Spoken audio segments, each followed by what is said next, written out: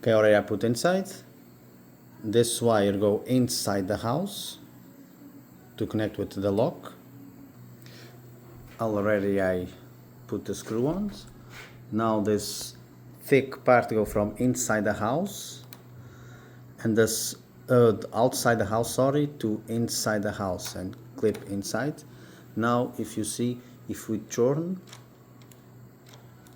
this supposed to be inside. We just can do with the finger. I'm gonna try here. Don't worry, doesn't have the spring to come outside, but when we open like this, automatically this part go.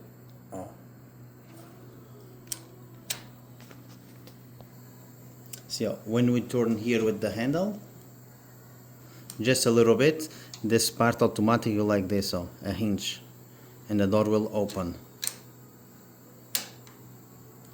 Don't worry, it will all be fine.